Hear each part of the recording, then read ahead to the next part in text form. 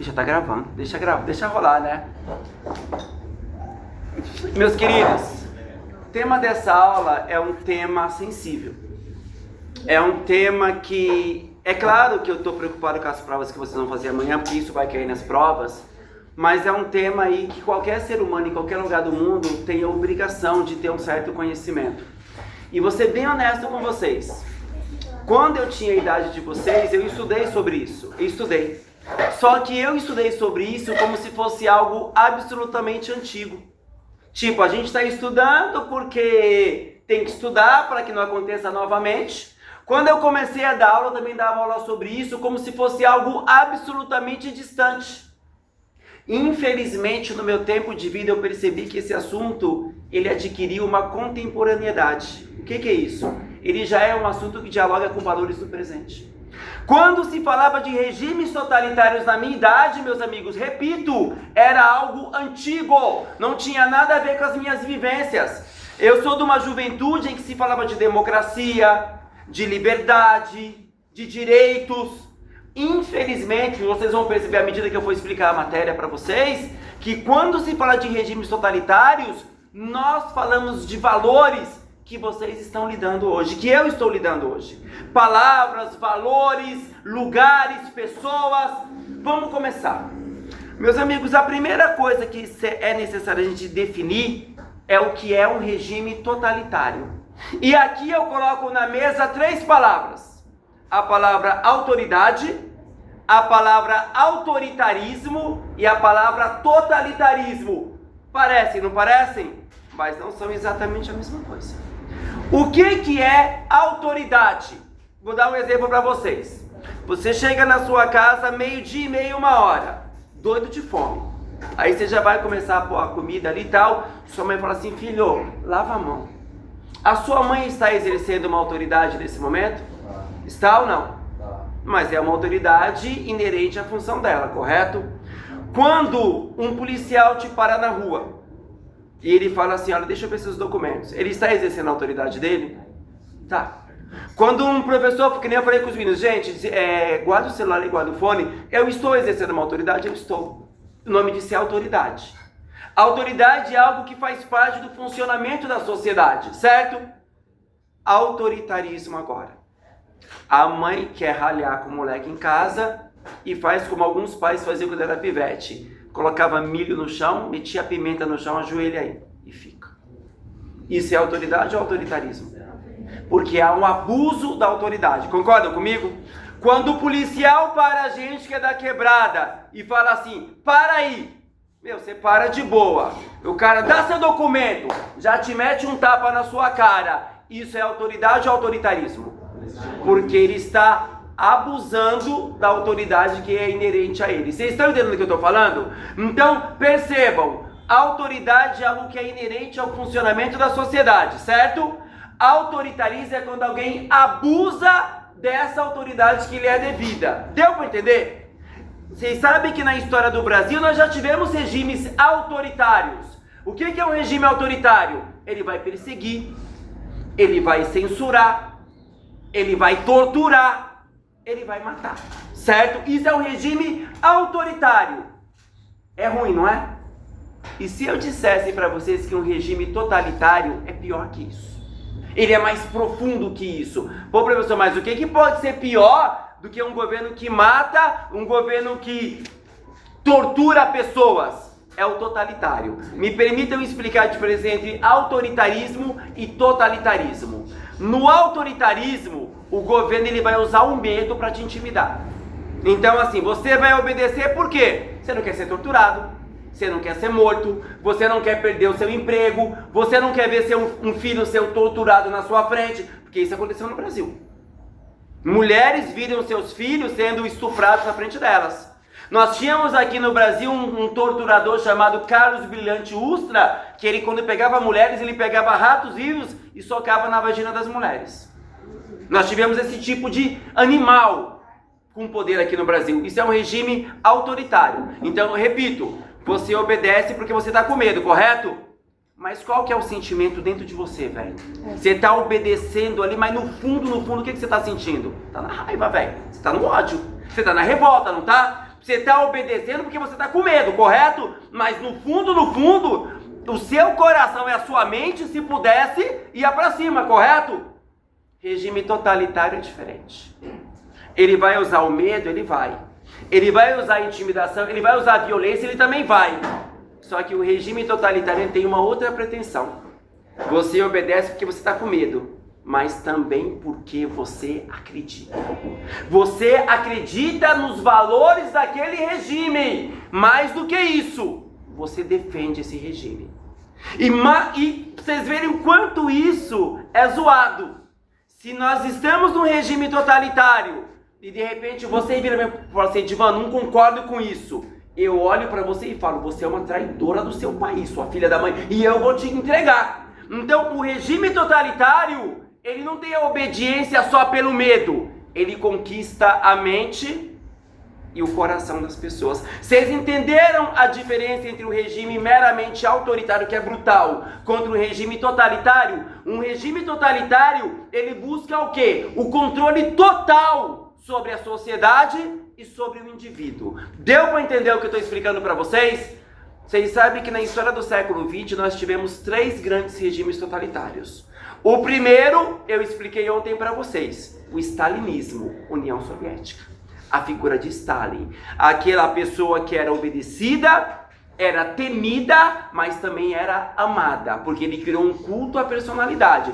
Os professores, as praças tinham estátuas dele, tinham paradas militares, hinos, as tiazinhas da escola ensinava musiquinha pro tio Stalin. Então havia uma relação de medo, mas ao mesmo tempo também de uma espécie de amor, um amor estranho, fraturado, mas era um amor. Deu para entender? E não esqueçam, ele criou um estado policial dentro da União Soviética, as pessoas eram vigiadas o tempo todo. Ontem eu dei o exemplo aqui do Big Brother, vocês lembram disso? Do livro do George Orwell? Mas esse eu falei ontem. Hoje nós vamos aprofundar em 2 regimes totalitários. Fascismo, Itália. Alemanha, o nazismo, que é o mais famoso de todos, vocês sabem disso, correto? Então, quais são os grandes regimes totalitários? Vamos lá, stalinismo, fascismo e nazismo. Tudo bem até aqui? Aqui eu queria abrir um parênteses com vocês. Nós sabemos que Hitler e depois o Mussolini na Itália foram verdadeiros carniceiros. Foram homens extremamente sanguinários, impuseram ditaduras. Não dá nem para falar o que foi aquilo, uma coisa macabra, correto? A pergunta que todo mundo que estuda história faz, professor, até onde eu sei, o povo italiano que obedeceu, que seguiu o fascismo, é um povo culto, é um povo afeito às letras. Não esqueçam que a Itália é o berço do Renascimento, não é isso? Então é um povo culto, não foi um povo ignorante seguindo esse cara. A Alemanha é a mesma coisa, gente. A Alemanha é famosa pela sua intelectualidade.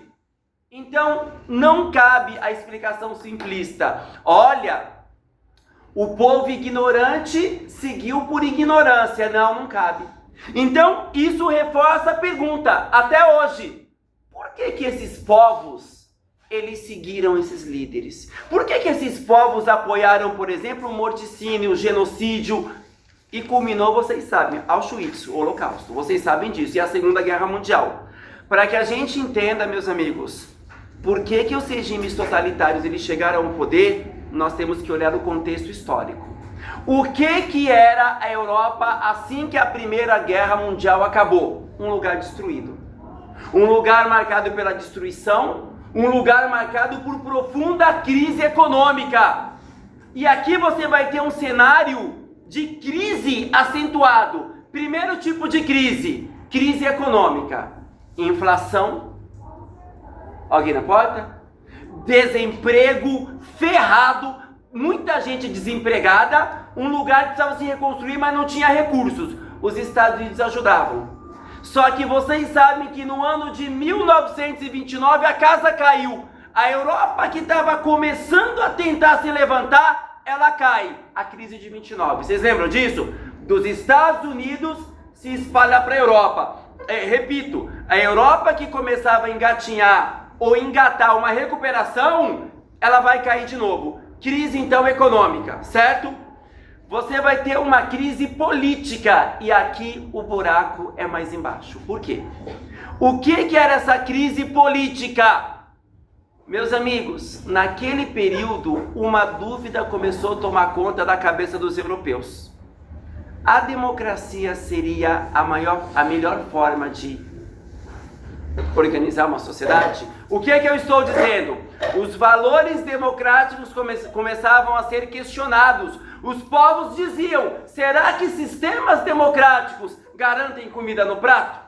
Será que sistemas democráticos são capazes de me dar um emprego? O que adianta eu ter liberdade, eu ter direito, se eu estou passando fome? Se meu filho está passando fome, se eu estou desempregado? Então as pessoas começam a questionar o quê? Se a democracia era a melhor forma de organização social. E aí eu faço o primeiro paralelo com o Brasil. Houveram pesquisas no ano passado na Folha de São Paulo. Uma parte do povo brasileiro também tinha essa dúvida. Já não se sabia no Brasil se o sistema democrático era o melhor sistema. Isso é um problema. Eu vejo isso como algo absolutamente problemático. Deu para entender o que eu estou falando? Então você vai ter o quê? Uma crise econômica, você vai ter uma crise política em que a democracia já é vista meio com desconfiança, certo? E você vai ter uma crise dos ideais liberais. Para quem não lembra, o que é o liberalismo? Aquela crença que a economia podia seguir o seu caminho sem intervenção do Estado. Você pode vender, você pode comprar, você pode colocar o preço que você quiser e o Estado não tem que se meter. Principalmente depois da crise de 29, o liberalismo ele já foi posto em xeque. Deu para entender? Então pensamos que é um momento de profunda crise no continente europeu. E aí, para que vocês entendam, eu vou dividir vocês agora em dois. Olha só. Merda, desculpa, gente. Vamos supor aqui a seguinte situação. Essa sala de aula aqui, desse lado para cá, vocês são os burgueses. Magnatas, donos de bancos, pessoas... E vocês são a população pobre, correto? Correto? Qual é a situação aqui? Uma grave crise econômica, um desespero. Gente, se tem uma coisa que deixa um pai de família, uma mãe de família desesperado, cara, é o filho querer comida e você não ter como colocar comida no prato, correto? E naquele período, um outro elemento era a cereja do bolo da crise. Você tinha uma alternativa à sociedade capitalista. O que nasceu na Rússia? Uma nova organização chamada socialismo. E aí o que começa a acontecer? Greves na Europa, mobilizações de trabalhadores, e aí tem que ser muito honesto com vocês. Trabalhadores começando a falar em fazer revolução socialista. Trabalhadores, os partidos comunistas, Rosa Luxemburgo na lei foi assassinada, eles começam a levantar a bandeira, ó, o capitalismo aqui, gente, ó, é isso, vamos fazer uma revolução socialista. Voltando à divisão da sala, aqui nós temos a burguesia e aqui nós temos os trabalhadores, correto? Alguns líderes com mel na saliva falavam bem pra caramba, né? Hitler, Mussolini, os caras... Gente, pouca gente fala isso. Hitler era um excelente orador. Mussolini falava... É aquele cara que quando falava 3 horas e ficava assim, ó. O cara entrava na sua mente, tá ligado? E aí esses caras, olha o que eles vão fazer. Eles vão olhar pro povo. Vocês estão com fome, não estão? Tamo. Vocês estão desempregados, não estão desempregados? Estamos desempregados. Se vocês me derem poder para mim e para o meu partido, eu prometo, eu ponho comida no teu prato. Eu prometo, eu te dou um emprego. Eu resolvo a crise social e a crise política. Eu resolvo. Mas é um povo desesperado. Entre a comida no prato e a liberdade, mano, dane-se a liberdade. Pelo menos o povo alemão e o povo italiano fizeram essa escolha. Deu para entender? Então esse cara ele vai ter apoio do pobre, por quê? Porque ele vai prometer que vai melhorar a situação de vida dessas pessoas. Repito, Era uma população que já estava descrente da democracia. Era uma população que já não confiava em políticos que falavam de direito, falavam de direitos humanos. Mas esses caras são lixo. Eu quero alguém que põe a ordem na casa. Podem fazer relações com o Brasil dos últimos 5 anos. Precisamos de um iluminado que ponha a ordem na casa. Esse papo de direito humano, democracia, isso é lixo, filho. O que importa é comida no prato. Esse mesmo cara agora, ele vai olhar para a burguesia e vai dizer assim, ó, vocês estão com medo do Zé Povinho tomar o poder, não estão? Vocês estão com medo de uma revolução socialista, não estão? Claro que estão. É o seguinte, se vocês me derem poder, eu não vou deixar o socialismo chegar até vocês. Não vai ter esse papo de trabalhador tomar fábrica, trabalhador tomar governo. A nossa bandeira jamais vai ser vermelha. Não vou deixar. E é claro que essa burguesia, ela vai apoiar esse cara. Meus amigos, eu acabei de explicar para vocês qual o aspecto